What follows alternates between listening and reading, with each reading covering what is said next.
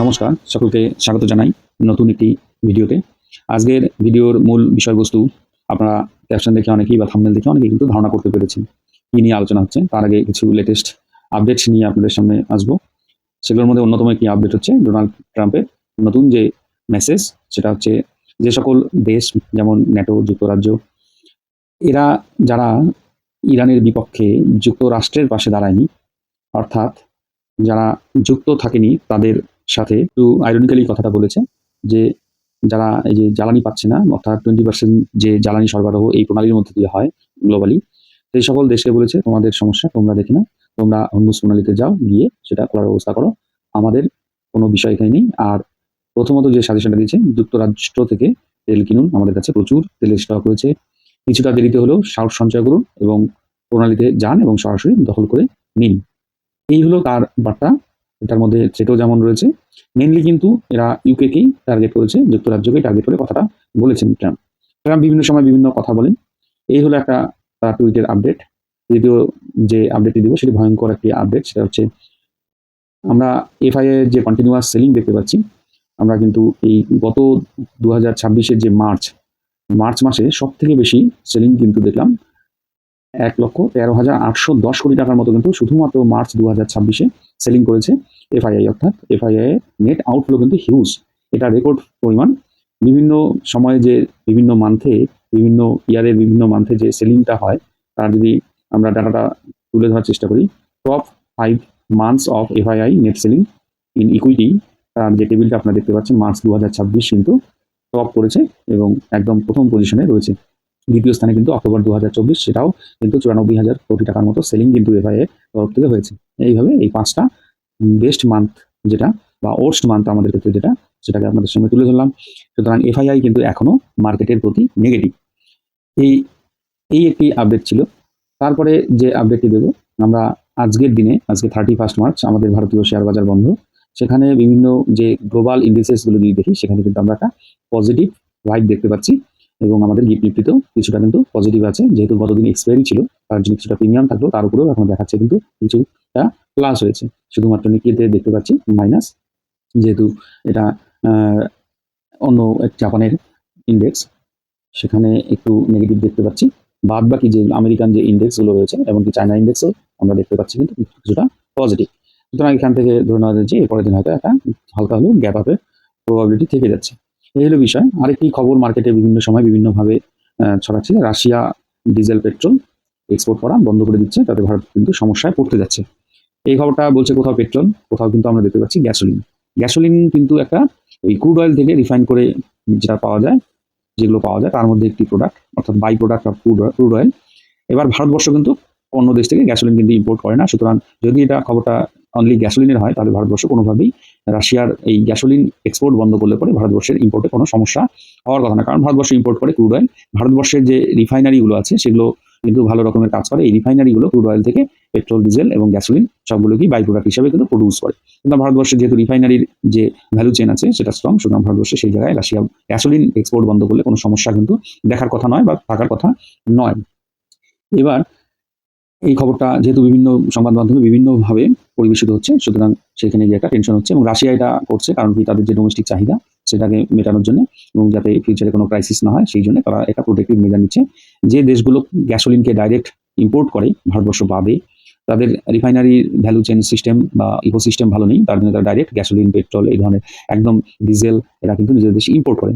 ভারত কিন্তু সেই ধরনের দেশ নয়, ভারতবর্ষে নিজের রিফাইনারি প্রচুর স্ট্রং, যার জন্য ভারতবর্ষের ক্ষেত্রে এটা কোনো সমস্যাই নয়। তবে জিওপলিটিক্যালি হরমুজ প্রণালী বন্ধ হওয়ার জন্য ক্রুড অয়েলের যে ইম্পোর্ট ভারতবর্ষে ব্যাঘাত ঘটছে, তার কিন্তু একটা গভীর ইম্প্যাক্ট ভারতবর্ষে পড়েছে এবং ক্রুড অয়েলের প্রাইসেও আমরা দেখতে পাচ্ছি প্রচুর হাইক হচ্ছে। গভর্নমেন্ট যতই চেষ্টা করছে, তারপরেও কিন্তু মানুষের মনে কিন্তু টেনশন রয়েছে। গভর্নমেন্ট বিভিন্ন সময় বিভিন্নভাবে বার্তা দিচ্ছে যে আমাদের কাছে কোনো সময় জানাচ্ছে 60 ডেজ, কোনো সময় জানাচ্ছে 74 ডেজের রিজার্ভ কিন্তু আমাদের কাছে রয়েছে। এবার সেই জায়গায় দাঁড়িয়ে এই যুদ্ধ কতদিন চলবে কেউ জানেন না। সুতরাং ট্রাম্প নিজেও জানেন না যে কবে যুদ্ধ বন্ধ হবে, কারণ কি সে যতই কিছু বলুক ইরান কিন্তু থামবার পাত্র নয়।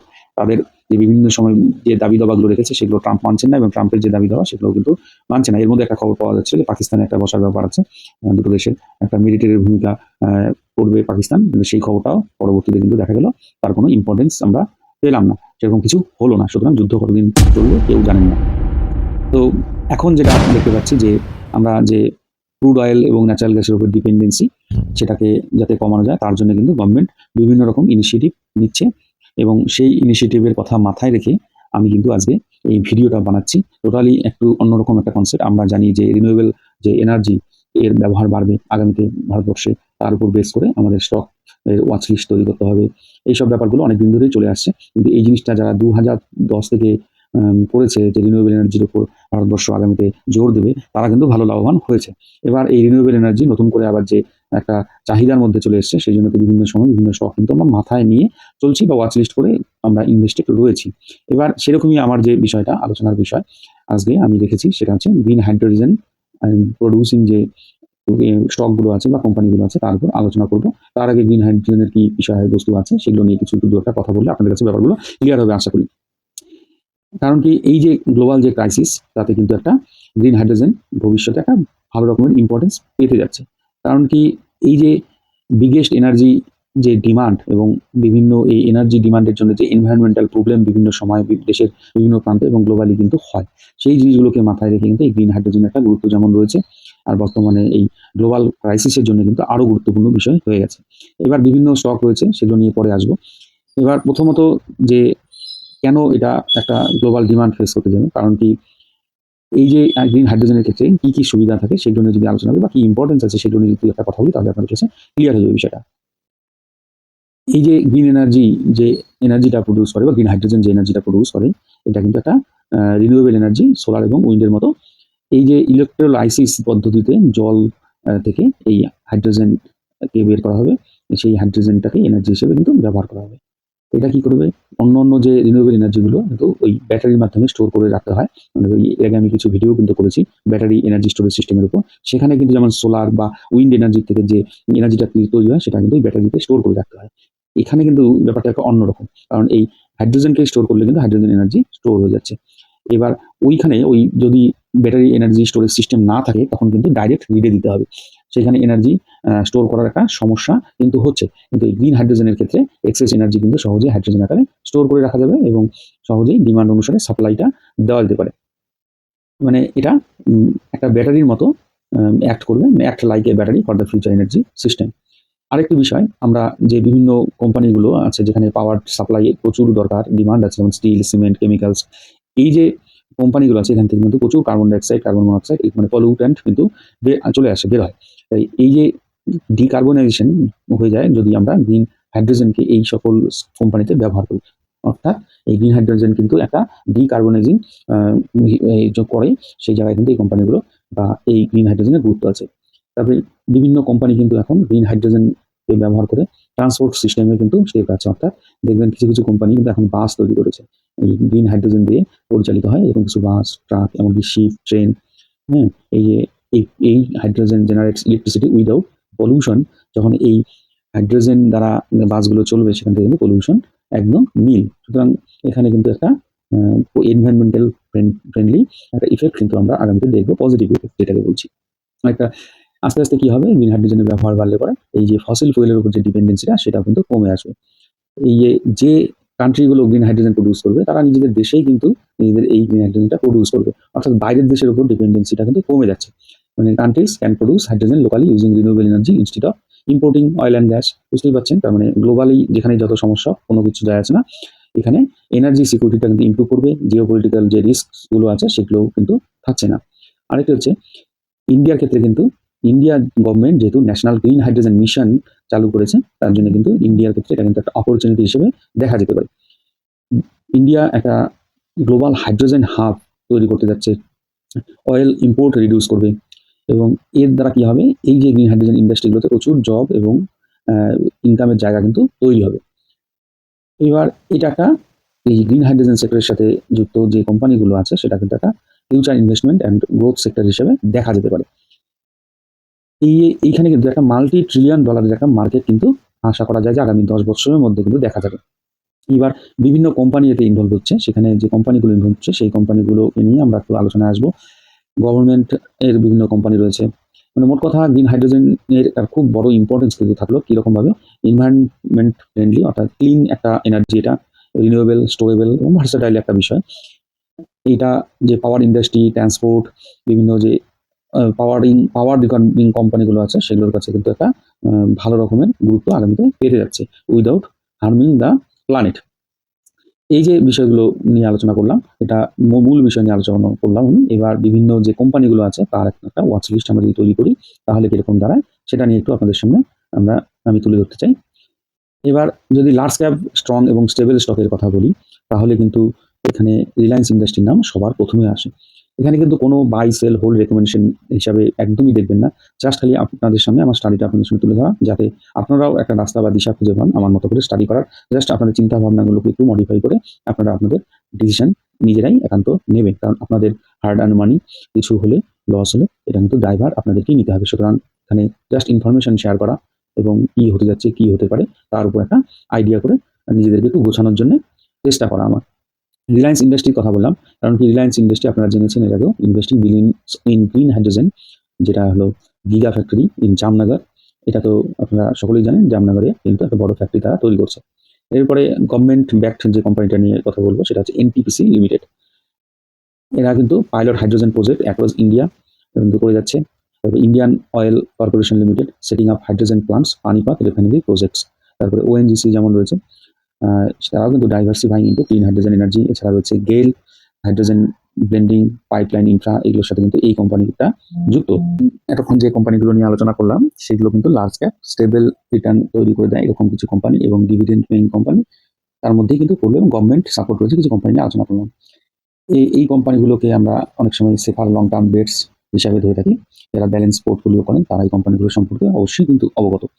এবার রিনিউয়েবল অ্যান্ড ইনফ্রা প্লেস, যারা হাই গ্রোথ পোটেনশিয়াল রয়েছে এরকম কিছু কোম্পানির নাম যদি আসে এই সেক্টরে, তারা হচ্ছে আদানি ক্লিন এনার্জি, যারা major renewable energy plus hydrogen expansion এর সাথে যুক্ত। এছাড়া Adani enterprise four hydrogen business under Adani group, Adani enterprise limited এই কোম্পানি। তারপরে জেএসডব্লিউ এনার্জি লিমিটেড, যারা লার্জ স্কেল হাইড্রোজেন প্রজেক্টে কাজ করছে। এরপরে যারা ইলেকট্রোলাইজার ম্যানুফ্যাকচারিং করে, যেমন হাইড্রোজেন প্লাস হাইড্রোজেন ইনফ্রা যারা তৈরি করে তারা হচ্ছে তার মধ্যে অন্যতম কোম্পানি লার্সেন অ্যান্ড টুব্রো। এগুলো কিন্তু একটা হাই গ্রোথ পোটেনশিয়াল এই কোম্পানিগুলোর মধ্যে রয়েছে, এবং এই কোম্পানিগুলো ভালো রকমের যখন গ্রোথ দেখায় তখন কিন্তু ভালো রকমের গ্রোথ পোটেনশিয়াল কিন্তু যেহেতু এদের মধ্যে আছে, মার্কেট কারেকশনের ফেজ চলে গেলে দেখা যাবে যে এখান থেকে ভালো রিটার্ন জেনারেট করে দিতে পারে। এরপর কিছু ইমার্জিং হাইড্রোজেন এক্সপোজার যেমন বিপিসিএল, এরা এই রিসেন্টলি একটা কিন্তু green hydrogen supply deal win করেছে। তারপরে power grid corporation of India supporting hydrogen ecosystem via ট্রান্সমিশনের মাধ্যমে এই ইকোসিস্টেমকে সাপোর্ট দেবে এরা।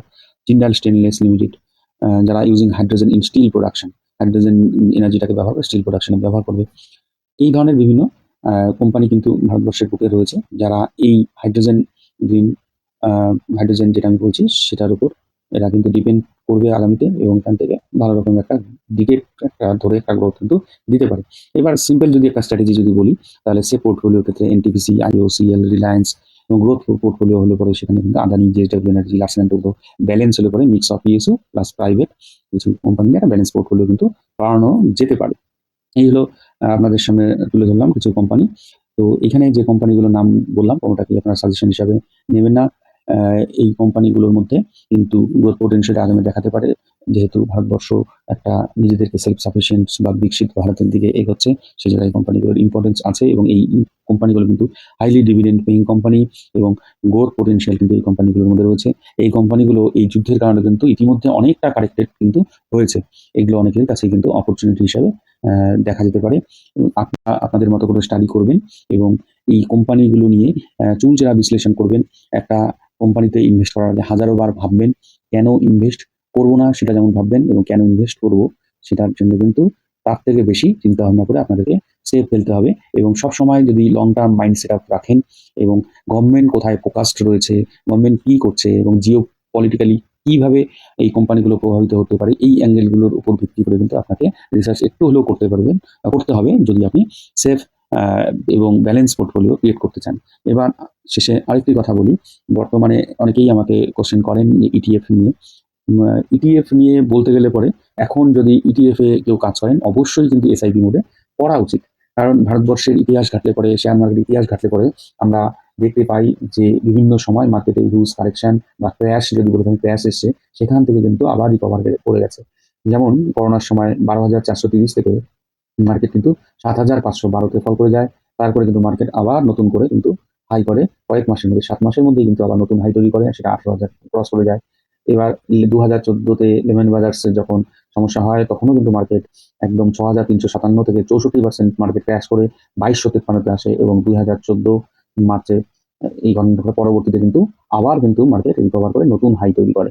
সেই রকমই আবার নিফটির কথায় যদি আসি, 2018-তেও নিফটি কিন্তু 21,840 থেকে 15,850-এ ফল করে রিক্লাসিফিকেশনের জন্য, যেখানে স্মল ক্যাপ সেবির যে রুলস অনুসারে স্মল ক্যাপ, লার্জ ক্যাপ এবং মিড ক্যাপ কোম্পানিগুলোকে আলাদা করে, তখন কিন্তু এই মিউচুয়াল ফান্ড কোম্পানিগুলো সমস্যায় পড়ে। তার জন্য কিন্তু দেখা যায় যে দীর্ঘ সময় ধরে মার্কেট কিন্তু নিচের দিকে ফল করে, এবং পরবর্তীতে কিন্তু মার্কেট আবার নতুন হাই করে, এবং তারপরে আবার করোনা আসে, করোনার সময় আবার লো করে, আবার হাই করে। এইরকম সাইকেল কিন্তু মার্কেটে চলতে থাকে। তার মানে আমি এটা যে ডাটাগুলো বললাম নিফটির উপর বেস করে বললাম, এবার নিফটির যে ইটিএফ আছে সেখানে এখন কিন্তু সব থেকে সেফেস্ট ইনভেস্টমেন্ট এসআইপি মোডে যদি করা থাকে, সেটা করার জায়গা থাকে, সেটা কিন্তু নিফটি ইটিএফ এ রয়েছে। সব থেকে বড় কথা, ইস্ট ওয়েস্ট এসআইপি বা সিপ ইজ বেস্ট। আপনাদের কাছে এই কথাটাই বলার ছিল। আপনারা নিজেদের স্টাডি নিজেরা করবেন। ভিডিও যদি ভালো লাগে একটু লাইক, কমেন্ট, শেয়ার করবেন। যারা নতুন আছেন চ্যানেলে তারা চ্যানেলটিকে সাবস্ক্রাইব করবেন। ভালো থাকবেন।